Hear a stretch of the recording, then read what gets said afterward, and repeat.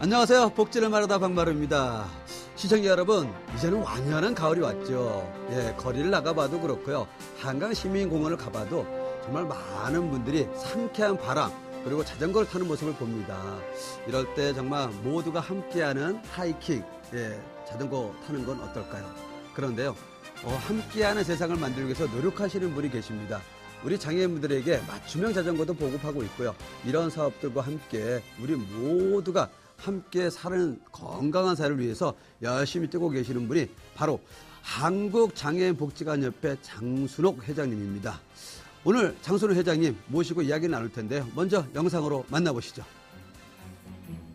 전국 16개 시도 200개 장애인 복지관을 회원기관으로 두고 있는 중앙협회인 한국장애인복지관협회. 장애인 복지관 상호 간의 교류와 협력을 강화하고 장애인의 사회 참여 및 복지 증진을 위한 목적으로 설립했는데 장애인들의 권익뿐만 아니라 문화활동 및 일자리 창출에도 힘쓰고 있다고 한다. 오늘 장애인 복지관들을 대표하는 한국장애인복지관협회 장순욱 협회장과 함께 장애인 복지 정책에 대한 이야기와 앞으로 복지관이 나아가야 할 방향을 들어본다. 네, 영상에서 여러분 만났던 한국장애인복지관의 협회장이시죠. 우리 장순옥 협회장님 스튜디오에 모셨습니다. 안녕하십니까? 네, 안녕하세요. 반갑습니다. 네.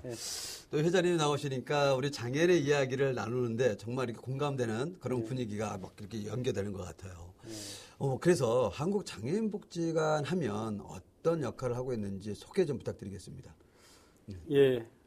저희 그 한국장애인복지관협회는 2000년 5월에 사단법인으로 출발을 했고요. 먼저 장애인복지관을 이용하는 이용자분들의 어떤 삶의 질 향상을 위한 법제도라든지 개선을 위해서 노력을 했고 또 아울러서 복지관에 근무하는 종사자들의 어떤 처우나 경영 관련돼서 다양한 일들을 해오고 있습니다.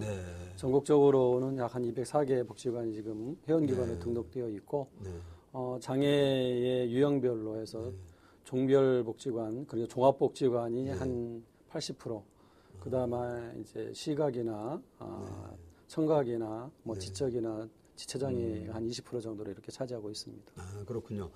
그러니까 좀 전에 말씀하신 것처럼 전국에 204개의 장애인 복지관의 협회 회장을 맡고 계시는 거고 실질적으로 또 회원분들에 대한 관리라든지 또 인권 향상이라든지 전반적인 부분들을 같이 협조해서 지금 하고 있다는 말씀 해주셨는데 사실 이렇게 장애인 복지관 그러면 뭐 종합 사회복지관 어떤 그런 개념도 있고 사회복지 전달 체계에 있어서 사실은 이제 가장 우리 소비자들하고 클라이언트하고 만나는 위치잖아요. 그래서 이 사업 내용, 프로그램 내용이 사실 많이 궁금합니다. 어떤 프로그램들을 진행하고 있나요? 장애인복지관에서는 뭐 다양한 사업들을 하고 있습니다. 그래서 그 큰 틀에서 보면은 일단은 의료적인 서비스, 그다음에 직업, 또 교육, 또 가족문화 등 뭐 다양한 그런 서비스를 장애인 이용자들에게 직접적으로 하고 있습니다. 아, 그렇군요. 그리고 우리 장순옥 회장님은 한국장애인복지관협회 중앙회 회장도 맡고 계시고 또 실질적으로 현재 우리 장애인복지관 관장도 좀 겸하고 계시잖아요. 그러면서 현장에 좀 어려움도 좀 있을 것 같아요. 가끔은 저는 뭐 좋은 것만 얘기하는 것뿐만 아니고 또 어려운 점도 우리 시청자분들도 또 알아야 될 것도 같고 그래서 여쭤봅니다. 뭐 구체적으로 뭐 많이 얘기 안 하셔도 뭐 한두 가지라도 어려운 점이 있다면 어떤 게 있을까요?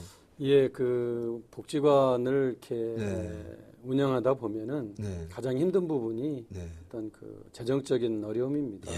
예산이죠. 재정적인 어려움이 있어서 좋은 사업을 하고 싶어도 그 예산에 이제 부딪혀서 못하는 일들이 가끔 발생해서 그럴 때마다 관장으로서 참 마음이 아프고 또 우리 이용자분들한테 죄송한 마음이 항상 들고 그렇습니다. 네, 관장님이 말씀하셨던 정말 예산에 대한 애로점, 어려운 점 얘기하셨는데 사실 뭐 아무리 좋은 정책이라도 프로그램에도 예산이 뒷받침되지 않으면 누구 말대로 사기라는 말도 있습니다. 자, 그래서 정말 복제 중에서 그 날로 정말 강조되고 있는데 이 장애인 복지에 대한 어떤 나름대로 이게 우리 장순호 회장님 갖고 있는 견해도 있을 것 같아요. 어떤가요? 예. 지금 그 현재 장애인 복지에 대한 그 현안 문제가 크게 이제 몇 가지로 이제 구분이 될 수가 있는데 그중 대표적인 것이 또한 아울러서 현안 이제 문제점이 되고 있는 게 장애인 복지가 보편적 서비스로 가야 됨에도 불구하고 지역적 편차가 심하다는 겁니다. 이것은 그 2005년도에 그 장애인 복지 그러니까 즉 사회복지 예산이 지방 이양을 됨으로 인해서 그 지역적 편차가 유발되게 된 것이죠. 그래서 그에 따른 서비스가 이제 그 각 지역마다 좀 다르게 나타나게 되어 있습니다. 그래서 예를 들면은 뭐 지방 재정이 좀 넉넉한 그런 그 지역에서는 장애인 복지 서비스 질도 좀 높고 그렇지 못한 곳은 낮고 어떤 이런 부분들이 이제 함께 가게 되는 것이죠. 그런데 이러한 예산은 그냥 예산 자체뿐만이 아니라 그 지역에 거주하고 있는 우리 장애인 당사자분들의 어떤 인권과도 연계가 되어 있는 겁니다. 그러니까 그 어떤 누려야 될 권리와 인권이 사실은 이 예산의 어떤 그런 잘못된 어떤 이런 그 제도로 인해서 피해를 보게 되는 것이죠. 그것이 요즘에 장애인 복지 쪽에서 큰 어떤 현안이 아니겠는가 지금 많은 사람들이 그런가요? 이야기를 하고 있습니다. 그렇다면 이 장애인 복지의 어떤 예산에 대한 부분, 뭐 가장 중요한 게 예산이니까요. 이런 양극화 문제도 지역별로 편차가 심한가요? 그러면요. 같은 대한민국 안에서도요. 서울과 예를 든다면 뭐 충북과 경남과 분명히 차이가 있습니다. 그러다 보니까 서울에서 이제 거주하는 우리 장애인분들은 타 지역보다는 좀 더 양질의 서비스를 받을 수가 있고 또 그렇지 못한 뭐 지방 같은 경우는 또 그 정도 또 낮으니까 예산이 일단 없으니까 좋은 서비스를 제공받지 못할 수밖에 없지 않습니까? 그래서 정말로 이 그 장애인 복지의 예산은 각 지방에 맡길 것이 아니라 중앙 정부에서 이제 모두 다 보편적 서비스를 받을 수 있도록 해주는 것이 이제 중요하다 이렇게 생각이 됩니다. 그렇군요. 사실 제가 최근에 이제 그 기사에서 그런 걸 봤었는데 어떤 거냐면 서울에서도 임대 아파트가 들어가는 대기자들이 많은 지역이 있더라고요. 그 대표 지역이 강남이더라고요. 강남을 보니까 강남 지역에는 임대 아파트 들어가면 복지 서비스가 다양하게 있다는 거예요.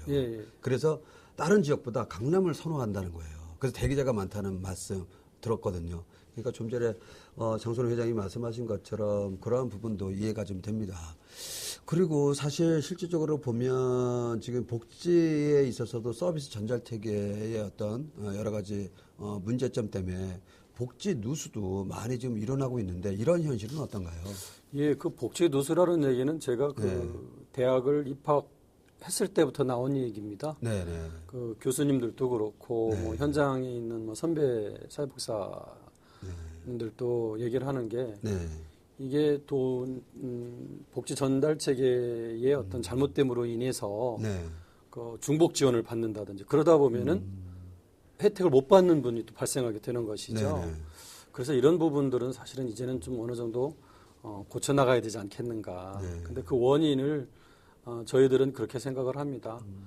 중앙 부처 간의 어떤 이기주의에 이제 그래서 발생되는 부분이 아니겠는가. 그래서 보건복지부 따로, 노동부 따로, 문화관광부 따로, 교육부 따로 이런 식으로 이제 예산이 집행되다 보니까 그런 누수 현상이 나타나게 되고요. 그래서 다행히 지금 이제 사회복지 통합 시스템이라는 것을 만들어서 하고 있는데 이것도 만들어지긴 했지만 통합적으로 아직도 관리가 잘 안 되고 있고 또 인식도 또 아직까지 제대로 되어 있지 않아서 아직까지는 좀 이 복지 누수, 예산 누수죠.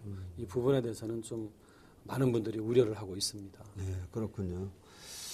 사실 뭐 아무리 좋은 제도 정책이 있다 할지라도 실질적으로 이걸 운행하는 어떤 전문가들이 또한 사회복지사 또 현장에 있는 분들의 어떤 노력이 없다면 그런 부분들도 없지 않아 유수의 부분에 있어서 많은 문제점이 드러나고 있다는 것, 또 정책에 있어서도 혼선에 대한 부분도 얘기해 주셨는데 그리고 저 반가운 소식이 사실 요즘에 보면 이 장애인 문화도 많이 트렌드가 바뀌었습니다. 예, 그리고 우리가 복지에 대한 삶도, 예, 문화에 대한 삶도 바뀌었는데, 그래서 지금 우리 한국 그 장애인 그 복지관 협회에서 하고 있는 사업 중에 하나 제가 반가운 게 아까 오프닝에서도 말씀드렸는데, 모두가 함께 즐길 수 있는 여가 문화를 함께 하자. 그래서 맞춤형의 자전거를 지금 보급하고 있다며요. 어떤 사업입니까? 네. 예, 우리가 자전거 하면은 흔히 네. 몇 가지 수단이 있죠. 네. 우리 비장애인들 같은 경우는 뭐 편하게 쉽게 자전거를 탈 수 있지 않습니까? 그래서 네네. 자전거를 타고 뭐 이동 수단으로도 타고 네. 또 여가 레저를 위해서도 또 하기도 하고 네. 요즘엔 또 운동을 하기 위해서도 하고 그럼요. 다양하게 이렇게 하고 네. 있습니다. 마찬가지로 우리 장애인 분들도 그에 대한 욕구는 똑같지 않습니까? 네. 그래서 그분들도 이제 이동이나 또 운동이나 여가 레저를 즐기고 싶은데 네. 장애를 가졌다는 단순한 그 한 가지 이유만으로 본인이 누려야 될 권리를 못 누리는 것이죠. 네. 그래서 이번에 네. 현대자동차의 지원을 받아서 네. 장애인 당사자 개개인에 맞는 네. 그런 자전거 맞춤형 자전거를 만들어서 네. 올 봄에 1차적으로 보급을 했고 네. 또 가을에 또 지금 보급을 할 예정인데 그러면 제가 회장님 약간 궁금해서 여쭤보는 건데 저 같은 경우는 좀 오른발을 못 쓰거든요. 예. 그러면 왼발을 쓰는 사람에게 맞춤형의 어떤 자전거도 보급이 가능한 건가요? 가능할 겁니다. 그리고 이거 우리 보통 장애인분들 핸드바이크 손으로 하는 자전거 있잖아요. 예. 이것도 예, 지금 그것도 신청을 하면 보급을 되는 거예요. 그렇군요. 근데 정말 좋은 사업이에요. 예. 그리고 뭐 가을에 이것도 다시 보급한다 그러는데 언제까지인가요? 일정은 네. 제가 이제 협회 네. 들어가 봐서 정확한 일정은 아닌데 지금 공고는 났습니다. 공고 났습니다. 그러면 이 공고 이거 사업에 대해 궁금하신 분들은 서비스를 이용하고 싶은 분들은 어떻게 하면 됩니까? 한국장애인복지관 협회에 네. 전화를 주시면 됩니다. 그럼 되나요? 예. 그럼 홈페이지에 들어가도 되겠네요? 예, 홈페이지에 들어가도 신청해도 되고. 예. 그렇군요. 정말 좀 반가운 사업 중에 하나라 얘가 이제 우리가 OECD 국가잖아요. 우리나라도 일단은요. 그리고 거기에 맞는 복지 수준의 문화도 우리 장애인들도 당당하게 누려야 된다고 생각을 해서 말씀드렸고요. 또 최근에는 장애문화예술 축제를 이제 대학로에서 했었어요. 그런데 매년 1년에 한 번씩 크게 하는데 그 외국인 장애인 전문가들이 오셔서 그런 얘기 하더라고요. 이제는 한국도 어떤 경제 수준에 맞는 문화가 이루어져야 된다는 그런 논리를 얘기하시더라고요. 그래서 많은 분들이 이제 공감했는데 정말 이제 맞춤형의 자전거가 있다니까 정말 비장애인 장애인이 함께 즐길 수 있는 하이킹이네요. 예, 그렇습니다. 그리고 한국 장애인 복지관 옆에서 또 하고 있는 사업 중에 또 소개하고 싶은 게 있다면 어떤 게 있을까요? 지금 말씀하셨듯이 예술 문화 사업도 네. 지금 하고 있습니다. 네. 그래서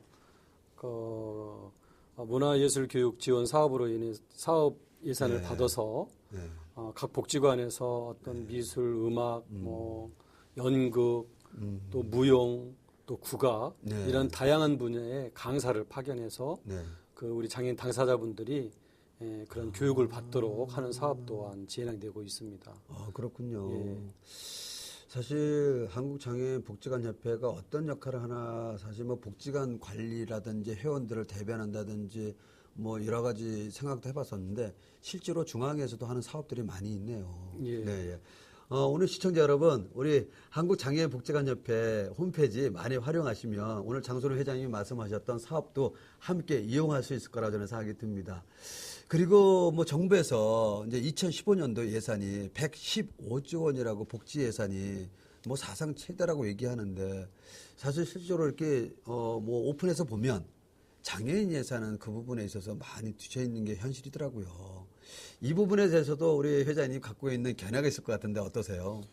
예, 저도 언론을 통해서 네. 우리나라도 이제 사회복지 예산이 30%를 넘었다라는 뉴스를 이제 접해보고 참 여러 가지 많은 고민이 이제 되더라고요. 왜냐하면은 사회복지 현장에서 있는 사람으로서 과연 우리나라 복지 예산이 전체 예산의 30%를 넘었는데 우리 현장 전문가들한테는 그게 피부로 느낄 수가 없어요. 그럼 현장 전문가들이 피부로 느낄 수가 없다고 한다면은 복지원을 이용하시는 이용자분들도 마찬가지가 되겠죠. 네. 그래서 저는 뭐 30%, 40% 넘는 것이 중요한 것이 아니라 실질적으로 우리가 흔히 말하는 그 소외계층 분들이 네. 피부를 느낄 수 있는 피부를 그런 느끼게. 그 복지 예산을 편성하는 것이 중요하다. 네. 그래서 항상 그런 예산이 뭐 몇 프로 증액되느냐 하면은 그런 데 고민이 많습니다. 그래서 올해 이제 2015년도에 예. 뭐 115조 네. 예, 이제 사상 최대라고 하는데 예산을 편성을 할 때 정말로 우리가 말하는 그런 소외계층에서 계신 분들이 실제 피부에 다 닿도록 네. 예, 그렇게 이제 예산을 좀 편성을 해주시기를 간곡히 부탁드리고 싶습니다. 네, 저도 우리 장선호 회장이 말씀하신 것처럼 현장에서 복지에 대한 체감을 느끼는 거 정말 공감을 많이 합니다. 그리고 얼마 전에 그 뉴스에서도 많이 나와서 화제가 됐는데 우리 신안 노예 사건, 우리 장애인을 활용해서 노예처럼 그렇게 해서 임금도 안 주고 정말 인권 유린 문제가 심각하게 언론 보도돼서 장애계에서도 정말 이 문제가 심각하다. 이 문제에 대한 대안을 찾자 했었는데 우리 장선호 회장님이 갖고 있는 복지관 협회에서도 갖고 있는 여러 가지 견해가 있을 것 같아요. 이 문제는 어떻게 보고 계세요? 예, 사실 참 그 국가적으로도 부끄러운 일이고요. 네. 예, 저 개인적으로도 참 이 기사를 보고 상당히 이제 분노했습니다. 네. 과거보다는 지금 뭐 어떤 장애인 인권이 많이 향상되고는 있습니다만은 네. 아직도 그런 그 인권 그 보호가 미치지 못하는 부분들이 있다는 것에 네. 너무나 가슴이 아프고요. 이러한 부분들은 추후 법적 어떤 제도적 측면에서 좀 더 네. 강화를 해서 네. 장애인 인권에 관련된 어떤 조그만 네. 침해 사례가 일어나지 않도록 해야 될 것이다. 이렇게 생각이 됩니다. 그렇군요. 예. 그리고 지금 뭐 전국적으로 제 개인적인 소견이지만 지금 204개의 장애인 복지관이 있잖아요. 예. 만약에 인권에 문제가 있을 때 신고를 하면 네. 장애인 복지관에서도 이렇게 접수할 수 있는 예. 그런 역할도 하면 어떨까요? 예. 좋은 말씀이시고요. 네. 예, 그런 역할들을 사실 복지관에서 하고요. 네. 그리고 수시로 이제 네. 상담을 합니다. 네. 상담하고 그 각 복지마다 이제 다른 방법으로 이제 그런 어떤 인권 사례를 접수를 하고 있는 걸로 제가 네. 알고 있고 저희들 같은 경우도 이제 그 고객 소리함이라는 네. 그 안에다가 이제 그러네요. 언제 누가 뭐 수시로 와서 수시로. 예, 그런 부분을 갖다 메모를 넣으면 우리가 바로 이제 그 부분이 네. 인권 침해되는 사례는 바로 이제 시정할 수 있도록 그런 어떤 장치를 마련해 놓고 있습니다. 네. 그러니까 전국적으로 204개 장애인 복지관에서 지금 인권의 문제도 함께 공유하고 있다고 그러니까요. 혹시 주위에 문제가 있는 당사자나 또한 주위의 사람들이 보실 때 장애인 인권 유린이 있는 현장이 있을 때 정말 앞장서셔서 함께 해주시면 감사하겠습니다. 그리고 우리 장선호 회장님이 우리 장애인 가족이 되고 장애인분들과 함께 사신 지가 어느 정도 되셨어요? 정말 제가 담당부터 이렇게 쭉 올라오지 않았습니까? 네. 그래서 관장이 이제 자리까지 왔는데 네. 그때마다 장애인분들과 함께하는 프로그램이 너무나 재밌었고 네. 또 함께하는 것이 너무 좋았습니다. 네. 그래서 전에는 뭐 장애인을 위해서 어떻게 해야겠다 이런 용어들이 있는데 요즘에는 그런 말이 없어지지 않았습니까? 그렇죠. 이제 투게더 함께한다. 네. 장애인과 함께해서 행복하다. 또 함께 어떤 프로그램을 하고 그 프로그램 결과에 따라서 또 언제는 웃고 언제는 울고 그렇죠. 이런 다양한 일들을 많이 겪다 보니까 사실은 전혀 제가 후회한 적이 없고 너무 좋았다. 앞으로도 제가 남은 기간도 이제 기회가 된다면은 평생을 정말 이쪽 장애인 분야에서 일을 하고 싶습니다. 아유, 네. 저도 오늘 이렇게 사회를 보고 있지만 장애인 당사자 한 사람으로서 우리 장선호 회장님에게 고마움을 전하고 싶습니다. 감사합니다. 그리고 제가 실질적으로 우리 장선호 회장님이 운영하고 계시는 복지관 관장으로 계시잖아요. 예. 또 중앙회 회장도 맡고 계시지만 현장을 가보니까 정말 따뜻했어요. 그때 정말 많은 장애인과 비장애인분들이 어울리면서 같이 호흡하면서 또 그 수익금을 나눔을 실천한다는 그 얘기 들었을 때 이래서 좀 전에 말씀하신 것처럼 장애인들과 함께하는 게 후회가 없다는 거 예, 또 장애인분들과 함께 한다는 가족이 됐다는 거에서 행복을 느낀다고 말씀해 주셨는데 제가 현장에서 봤습니다. 예. 제가 증인입니다. 하여튼 앞으로도 우리 장애인들을 위해서, 가족을 위해서 열심히 뛰는 우리 장선호 회장님, 저희들도 함께 응원을 하겠습니다. 그리고 마지막으로요, 우리 복지TV 시청자분들을 위해서 요 한 말씀은 꼭 하고 싶은 이야기 있으실 것 같은데 어떤 게 있을까요? 예, 네. 영국 그 격언을 보면은요, 네. 이런 얘기가 있습니다. 네. 기쁨을 나누면 배가 되고 네. 슬픔을 나누면 반이 된다는 그런 경험 많이 들어보셨죠? 네, 그렇죠. 예, 사실 우리 장애인 당사자분들이 이 사회에서 네. 살아나가는 데 있어서 많은 어려움들이 있습니다. 네. 불편함이죠. 네. 그래서 그러한 불편함을 저희가 조금 나누면은 네. 우리 장애인 당사자분들이 우리 한 사회에서 함께 살아가는데 그 어려움이 반으로 줄어들 수 있고 네. 그것은 결국 장애인 당사자분들의 삶의 질이 향상되는 것이죠. 네. 그래서 장애인 하면은 뭐 우리가 뭐 그냥 도와줘야 된다, 뭐 어떻게 해야 된다 이런 것보다는 함께 살아갈 수 있는 방법을 찾아보는 것이 중요하다. 그러면은 자연적으로 장애인 복지는 되게끔 되어 있습니다. 그렇죠. 그래서 장애인이 뭐 나오고 먼 곳이 아니라 우리는 항상 예비 장애인이라는 용어를 참 많이 씁니다. 네. 장애인 복지 종사자분들은 우리가 언제 어떻게 될지 모르고 또 결국 또 나이가 먹어서 네. 좀 이렇게 늙어가면서 신체적으로 좀 쇠약해지면 결국은 또 장애를 얻을 수밖에 없는 어떤 그런 거기 때문에 그렇죠. 장애는 멀리 있는 것이 아니고 항상 내 옆에 있다 생각하고 그런 생각을 갖고 주변에 있는 우리 그 장애인분들과 네. 그러한 어려움을 나눠서 네. 그 어려움이 반으로 줄어들 수 있도록 또 그 반에서 반으로 더 줄어들 수 있도록 좀 함께 해주시면 고맙다는 말씀을 좀 드리고 싶습니다. 네. 자, 우리 시청자 여러분 잘 들으셨죠? 예. 항상 주위에 우리 장애인 복지관이 있습니다. 함께 이용하고 함께 나누면 행복한 세상을 만들 거라고 저는 생각이 듭니다. 오늘 복지를 말하다 우리 한국장애인복지관협회 장선호 회장님과 함께 했습니다. 회장님 감사합니다. 네, 감사합니다. 네, 오늘 한국장애인복지관협회 장선호 회장님하고 이야기를 나누다 보니까요. 정말 우리 가까운 곳에 우리의 문제를 해결하고 우리가 나눔을 실천하고 또 건강한 사회를 이루는 곳이 바로 전국에 204개의 장애인 복지관이 있다는 사실이었습니다. 여러분, 시청자 여러분도 함께 공유했으면 좋겠습니다. 그리고 늘 건강하십시오. 오늘도 함께 해주신 시청자 여러분 고맙습니다.